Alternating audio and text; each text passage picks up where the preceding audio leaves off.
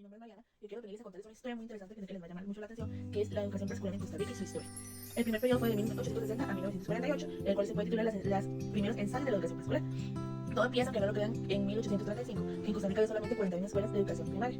En todo el país, casi todas situadas en San José, en nuestra capital. Estas escuelas eran solo como para niños de altos recursos, de zonas rurales. Eso quiere decir que los niños de pobreza o con discapacidades o de que no les quedaba cerca los centros educativos no podían asistir o no tenían casi el derecho, se puede decir, de recibir educación.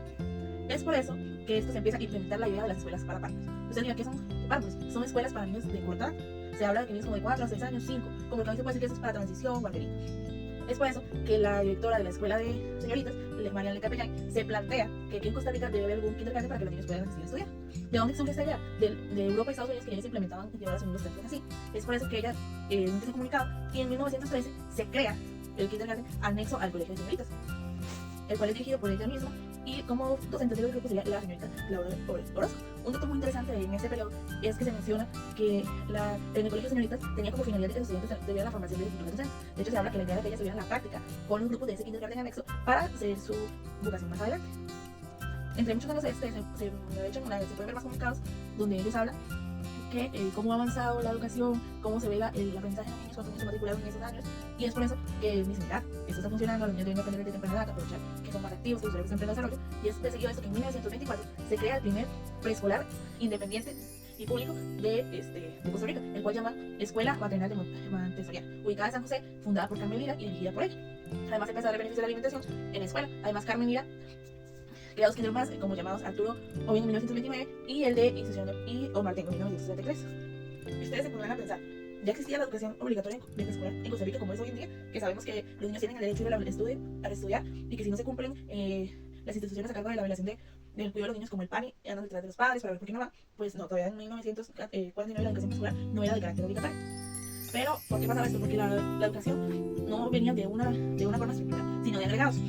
Es por eso que en 1953 empiezan los proyectos de los centros de red de cuidado o de educación y nutrición, los cuales conocemos como SETSINAI, el cual yo considero que es un dato muy importante y muy avanzado para esa época, ya que ellos se hablan en otros momentos que las escuelas que en ese momento estaban encargadas de municipios, no del gobierno como están ahora, ellos estaban encargados de grandes, estaban de educación primaria, no niños de Costa Rica, niños pequeños que no tenían ni que comer, ni su educación, ni nada de eso.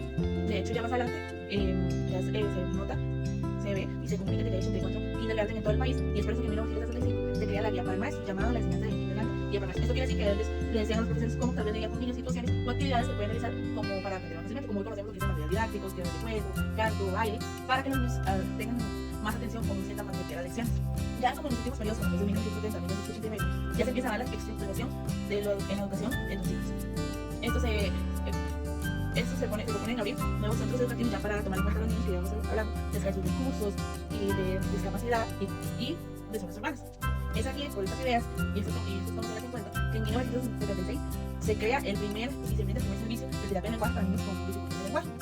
Es por eso que esto más adelante ya la educación preescolar se divide en dos etapas, materna infantil y transición. Y como decían antes, de se preguntarán cómo se entraba antes a esos el tipo de educación.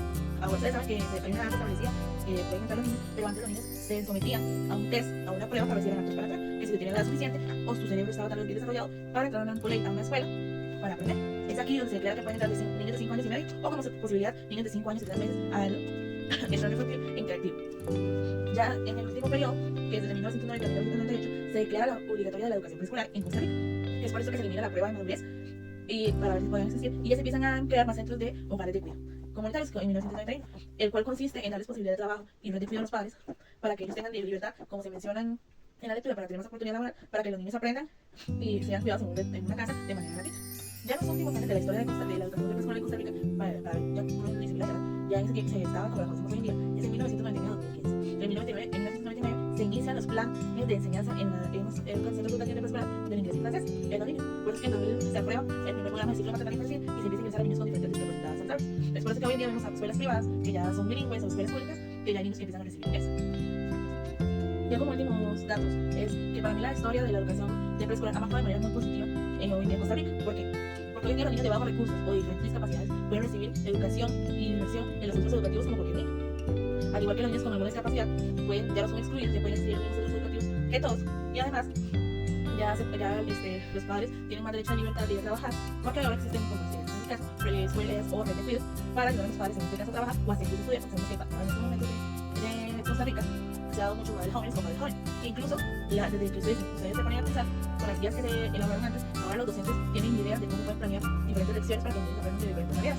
De hecho, se habla que en los domingos, antes en Costa Rica, se hacían reuniones con los padres de los niños y un tutor o un profesor que hablaban de manera de nutrición, manera de aprendizaje de niños en casa. Y es como que en la época de adelante que los docentes tienen una guía para, o ideas ya para guías de clase. Además, creo que por el beneficio de ya haberse creado los kindergarten en Costa Rica, como se menciona en la lectura, los niños deben de entrar a estudiar y aprender a experimentar desde su corta, ya que les ayuda con la imaginación y su cerebro en desarrollo para aprender fácilmente, como actividades divertidas, que yo agregaría ahorita en la educación preescolar, es que brindaría lecciones más interactivas para los niños, ya sea como material didáctico, música, pintura y al aire libre.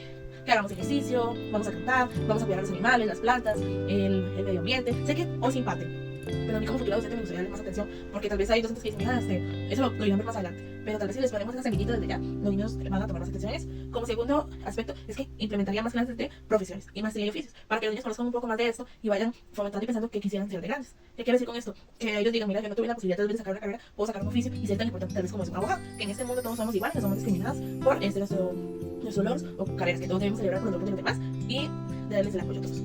Y como tercer aspecto y último, que tal vez considero uno de los más importantes, es que en Costa Rica se elimine tal vez a veces el uso de uniforme obligatorio. ¿Qué pasa? Que los padres dicen, es que yo no tengo esta cantidad de dinero para comprarle esto y mis hijos no van a ir a estudiar por eso. Como se ha dado el caso que vemos publicaciones en redes que mi hija no pudo ir a estudiar, mi hija no puede estudiar porque le piden estos útiles, no tengo el dinero o el uniforme y por eso no me lo dejan ingresar.